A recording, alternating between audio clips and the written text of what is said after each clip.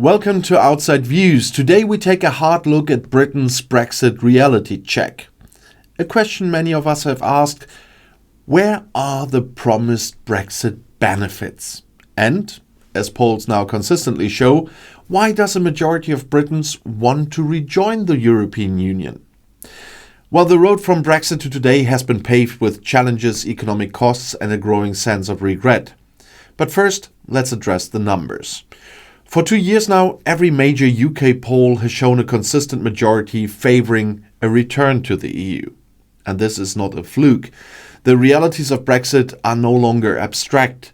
They are lived experiences for millions of people. British goods exports have fallen by 6.4% annually. £27 billion has been lost in trade with the EU in just the first 2 years post-Brexit. And according to the Office for National Statistics, Brexit cost the UK £1 million every hour.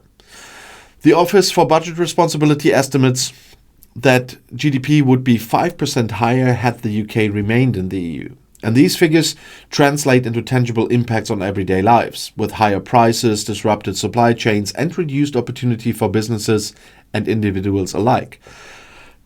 And one of the most visible effects of Brexit is the shift in immigration patterns. Immigration was a central issue in the referendum, with promises to reduce numbers and regain control of borders. Yet, post-Brexit, Britain has seen an increase in immigration from non-EU countries while losing European workers who once filled critical roles.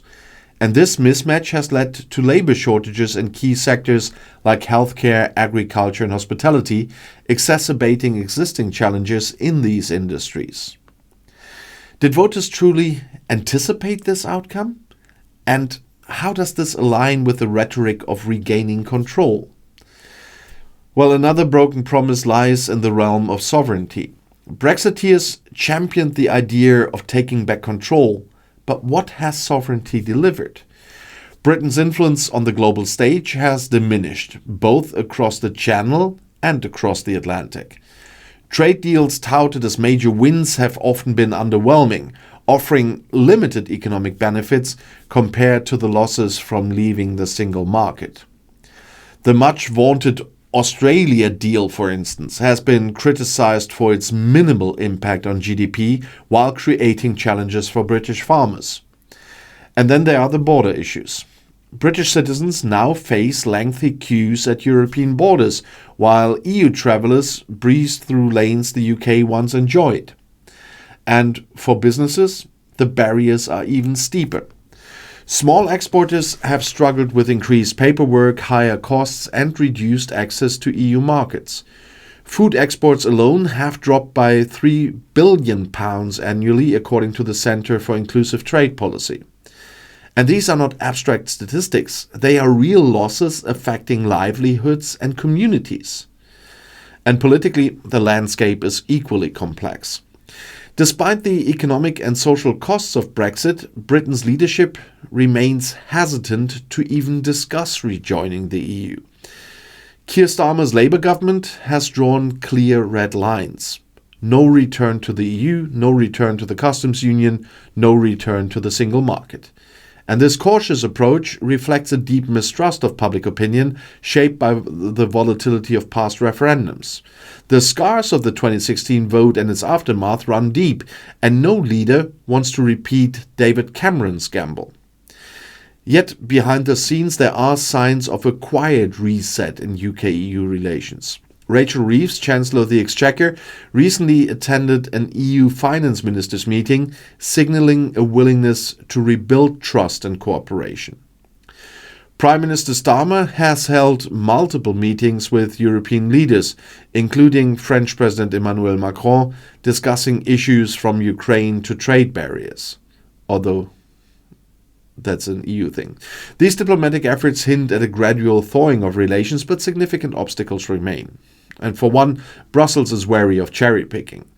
The UK wants the benefits of reduced trade barriers, recognition of professional qualifications, and easier travel for musicians and performers, but without committing to broader EU frameworks like the single market, or at least the rules of that. And Brussels' response has been firm: no. In return, the EU seeks concessions on issues like youth mobility schemes and equal treatment for EU students in UK universities. And these proposals are popular with the British public, yet the government's reluctance to engage fully highlights a fear of being accused of Brexit betrayal. Fishing rights and farming disputes further complicate the picture. While these sectors are of minimal economic importance compared to broader trade, they carry immense political symbolism. Negotiations are fraught with high-voltage emotions on both sides of the channel, making progress slow and contentious. And the broader geopolitical context adds urgency to this reality check. The world is facing multiple crises: climate change, threats to democracy, and conflicts like the war in Ukraine. In this perilous global landscape, unity among European nations is more crucial than ever. And Donald Trump's return to power in the United States, which happens right today when I'm filming this, the rise of far-right movements and Putin's aggression in Ukraine all underscore the need for strong alliances. Brexit has weakened the UK's ability to contribute meaningfully to these collective challenges. Social Democrats, both in the UK and across Europe, have been criticized for their weak response to these threats. But there's hope that this can change. Britain's pro-EU sentiment, reflected in the polls, suggests a growing recognition of the need for unity and cooperation.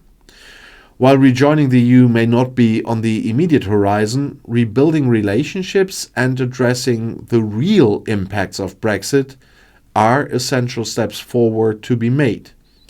To navigate these complexities, the UK must take pragmatic steps to rebuild trust with the EU. And this means engaging in honest dialogue about shared challenges and recognizing the mutual benefits of collaboration.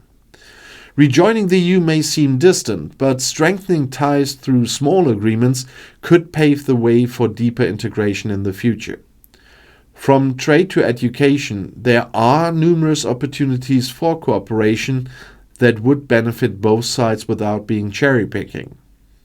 And the economic argument for closer ties is undeniable. Restoring smoother trade relations would alleviate many of the pressures on businesses and consumers.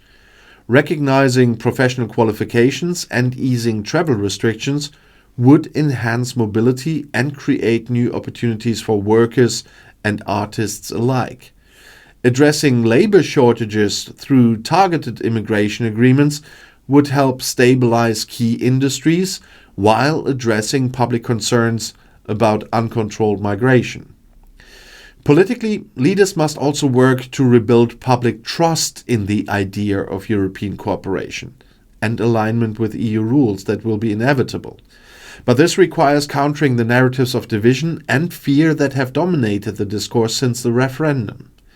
Educational campaigns, open discussions, and tangible demonstrations of the benefits of EU collaboration can help shift public opinion further. So in conclusion, Britain's Brexit reality check is long overdue. The promises of sovereignty, economic prosperity, and control have largely fallen short. What remains is a country grappling with the consequences of its decision, yet showing signs of a desire to reconnect with its European neighbors. But this journey will require honesty, pragmatism, and a willingness to prioritize long-term interests over short-term politics. So thank you for joining me on this exploration of Britain's Brexit reality check. And if you found this analysis insightful, please like the video, share it, and subscribe to Outside Views for more in-depth discussions on post-Brexit politics and affairs. And of course, let's continue the conversation in the comments. Do you think Britain can overcome its Brexit scars and rebuild its relationship with the EU? Well, I definitely look forward to hearing your thoughts. And as always, stay informed and see you in the next video. One of those is already right here in the end screen.